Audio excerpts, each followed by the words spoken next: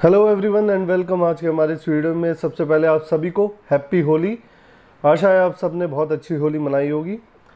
तो वीडियो में आगे बढ़ते हुए एक बहुत ही महत्वपूर्ण सवाल सभी के मन में रहता है। ज़्यादातर जो गाड़ी चलाते हैं, जिनके पास गाड़ी है, कार है, ट्रक है, कोई भी डीजल इंजन वाहन जिनके पास है, कि मेरी गाड़ी में हंटिंग, मिसिंग, नॉकिंग इस तरह की दिक्कत है कि इंजन मेरा हिलता है, नॉक करता है, आवाज़ आती है टक टक टक की। तो ऐसी कंडीशन में अगर मैं गाड़ी चलाता रहूं तो क्या मेरे इंजन को कोई ज़्यादा नुकसान तो नहीं हो जाएगा, या ऐसी कंडीशन में गाड़ी मुझे चलानी चाहिए या खड़ी कर देनी चाहिए और उसको रिपेयर कराना चाहिए? क्योंकि कई मैकेनिक ऐसे होते हैं जो आपको सलाह देंगे कि इस गाड़ी को आप चलाते रहो, चलाने के बाद ये आवाज़ जो है अपने आप कम हो जाएगी। कई लोग उसमें ऊपर से ऑयल डाल देंगे, कोई सॉल्यूशन डाल देगा, डीजल टंकी में कुछ ना कुछ तिगड़म जो है लगा रहेगा। तो इस वीडियो के माध्यम से आज हम देखेंगे स्क्रीन रिकॉर्डिंग और पिक्चर्स के माध्यम से कि ऐसा करने पे जब आपकी गाड़ी के इंजेक्टर, सपोज करते हैं आपकी गाड़ी 4 सिलेंडर है और एक इंजेक्टर उसका कमज़ोर हो चुका है और उसी की वजह से हंटिंग, मिसिंग और वाइब्रेशन है, तो ऐसी कंडीशन में गाड़ी चलाने पे क्या होगा और उसके क्या परिणाम आपको भुगतने पड़ सकते हैं। चलिए बढ़ते हैं आगे वीडियो में। तो यहाँ पे अभी हम स्क्रीन पे देख रहे हैं पूरा सिस्टम है हमारे पास डीजल का। ये हमारे पास हाई प्रेशर पंप है।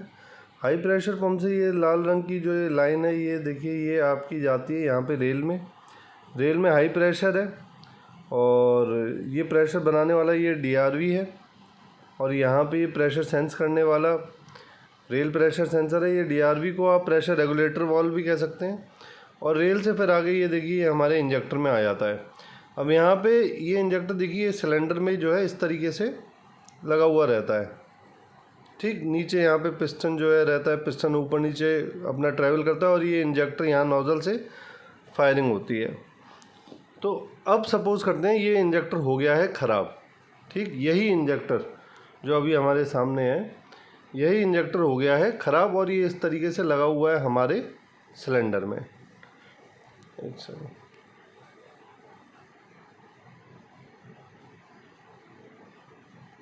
इस तरीके से सिलेंडर में लगा हुआ है ये हमारा यहाँ पे पिस्टन। ठीक, तो अब देखिए ये पूरा जो एक सिस्टम है ये प्रेशर पे चलता है कि प्रेशर जो इस रेल के अंदर है वो ड्रॉप नहीं होना चाहिए, वो मेंटेन रहे। इस पंप का काम है प्रेशर को बनाना। ठीक, तो ये तो अपने आप ये जो है जब भी यहाँ से डीजल देगा तो फुल प्रेशर पे यहाँ पे जो है डीजल जो है यहाँ पे अंदर आ जाएगा। अब वो फुल प्रेशर इस रेल में हमेशा रहेगा तो बहुत ज़्यादा डीजल ये इंजेक्टर जो इंजेक्ट करेगा। अगर हमेशा ही हाई प्रेशर रहेगा तो ये हमारा पीसीवी लगा हुआ है, डीआरवी लगा हुआ है या प्रेशर रेगुलेटर वाल्व भी इसे हम कहते हैं। ये प्रेशर को अप डाउन करता है। इस प्रेशर के अप डाउन की जो रेंज है वो 300 बार से लेकर के, कार की अगर हम बात करें तो 1400-1500 बार से ऊपर नहीं जाता, आखिरी है। तो 300 बार से लेके 1500 बार की ये रेंज है। इसमें ये प्रेशर इस रेल में जो है फ्लक्चुएट होता रहता है, ऊपर नीचे, कभी 450 हो गया, कभी 600 हो गया, कभी 900 हो गया, कभी 1200 हो गया, तो इस तरीके से फ्लक्चुएट होता है। अब ये प्रेशर यहाँ पे जब अंदर आता है इंजेक्टर में और इंजेक्टर हमारा ख़राब है तो ये नोज़ल से कम निकलेगा और ज़्यादा जाएगा आपकी वापसी टंकी के अंदर। तो ये वापस जो है लौट लौट करके टंकी में यहाँ से जाने लगेगा, यहाँ से इधर से वापसी लाइन में से टंकी में जाने लगेगा। अब जब ये बहुत ज़्यादा मात्रा में निकल के जाने लगेगा तो रेल का प्रेशर हो जाएगा ड्रॉप, नीचे आ जाएगा। मान लीजिए होना चाहिए 600, तो वो गिर करके आपका, अगर बहुत ज़्यादा वापसी है तो गिर करके आपका 300-350 तक पहुंचने लगेगा। अब 300-350 जब वो पहुंचेगा तो एक बहुत बड़ा गैप आ गया है, लगभग आपका 250 बार का, 250 बार का ये गैप आ गया है। और इस प्रेशर सेंसर ने ये चीज़ सेंस कर ली कि भैया इस रेल के अंदर जो प्रेशर है वो गिर रहा है और 100, 150, 200 बार तक वो, और अंत है 250 बार। 250, 200, 250 बार से नीचे अगर वो गिरता है तो फिर आपका ECU, आपके डैशबोर्ड पे चेक इंजन लाइट, ये जो ECU है, क्योंकि ये प्रेशर सेंसर किसको रिपोर्ट कर रहा है, इसका जो बॉस है वो इलेक्ट्रॉनिक कंट्रोल यूनिट, ये कंप्यूटर जिसे ECM भी कहते हैं, ये यही है। तो ये इसको रिपोर्ट कर रहा है कि साहब प्रेशर जो है वो 250 बार नीचे गिर गया है। तो जैसे ही ECU को पता लगता है कि यार इतना प्रेशर गिर गया 250 बार जितना, तो वो आपके डैशबोर्ड पे चेक इंजन लाइट जला देता है और फिर आपको पता लगता है यार डैशबोर्ड पे बत्ती आ रही है, इस गाड़ी को जो है लेकर के चलो कंपनी में या मैकेनिक पे, जो जहाँ भी आपको सही लगता है वहाँ लेके चलो। तो इस तरीके से ये कहानी जो है आगे बढ़ती है रिपेयरिंग के लिए।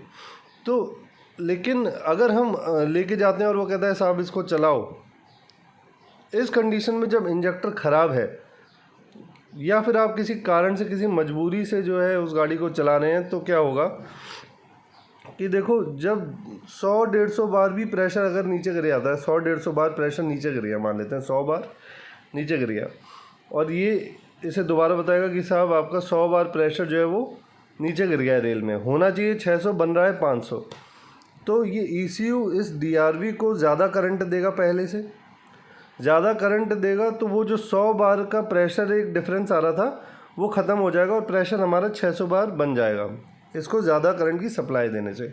इसी का काम है प्रेशर रेगुलेट करना, तो ये रेगुलेट करके अपना ले आएगा। अब उससे क्या होगा कि जब इसने इतना ज़्यादा 100 बार का जो डिफरेंस है उसको कवर किया,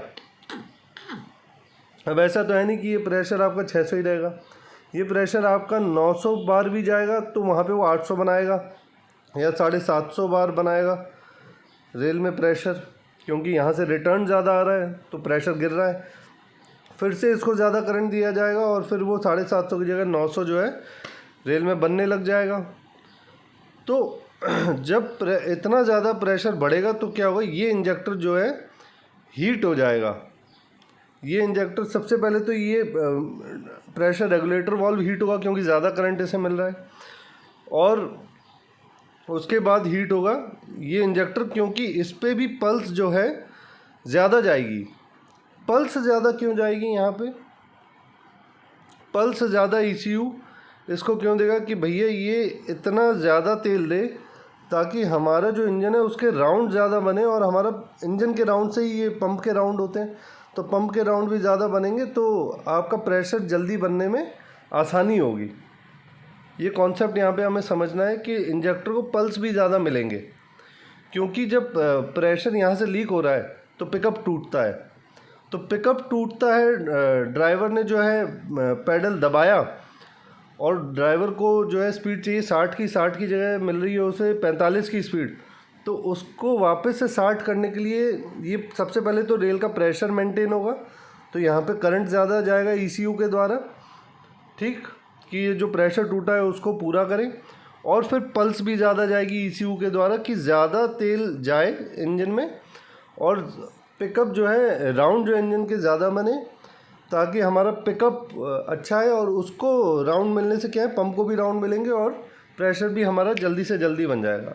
तो 100, 150, 200 बार तक ठीक है, लेकिन 200 से 250 जब वो जंप करता है तो ECU कहता है कि भाई अब इससे ज़्यादा अगर मैंने करंट दिया तो ये DRV ख़राब हो जाएगी और बहुत कुछ जो है बिगड़ जाएगा आपके सिस्टम में।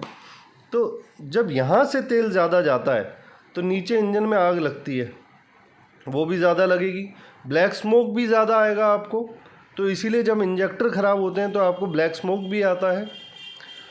और जब ये ज़्यादा हीट होगा तो ये जो इंजेक्टर है ये भी लोहे का है, आपका जो सिलेंडर है वो भी मेटल का बना हुआ है, पूरा लोहे का बना हुआ है। अब ठीक है, हाई एंड गाड़ियाँ वो कोई एल्युमिनियम की बनी हुई है, कोई ठीक है, लेकिन नॉर्मली जो गाड़ियाँ चलती हैं वो तो कास्ट आयरन का ही बना होता है सब, तो ये आपस में वेल्डिंग हो जाती है इसकी। ये जो इंजेक्टर है हमारा ये सिलेंडर में लगा लगा चिपक जाता है यहाँ पे, और फिर ये बाहर नहीं निकलता है। जब रिपेयरिंग के लिए इसे खोला जाए तो ये बाहर निकलने में बहुत सिरदर्द बन जाता है, और कई बार ये इंजेक्टर टूट जाता है। और बहुत बुरा कब होता है, बहुत बुरा तब होता है जब 4 सिलेंडर हैं और चारों के इंजेक्टरों में बैक है और चारों के चारों ही चिपक गए हैं। जो सबसे ज़्यादा आपका स्विफ्ट वगैरह गाड़ी जो है फिएट वाले इंजन जो है उसमें ज़्यादा होता है, तो निकालने में क्या होता है इंजेक्टर टूट जाते हैं। तो ये आपको यहाँ पे आई होप समझ में आया होगा कि इसके जो घाटे हैं इस चीज़ को नज़रअंदाज करने के वो काफ़ी हैं। ब्लैक स्मोक ज़्यादा आएगा, इंजेक्टर चिपक जाएगा, निकालने में टूट सकता है, और कहीं ना कहीं देखिए ये जो हमारा प्रेशर रेगुलेटर वाल्व है ये भी कमज़ोर पड़ जाएगा।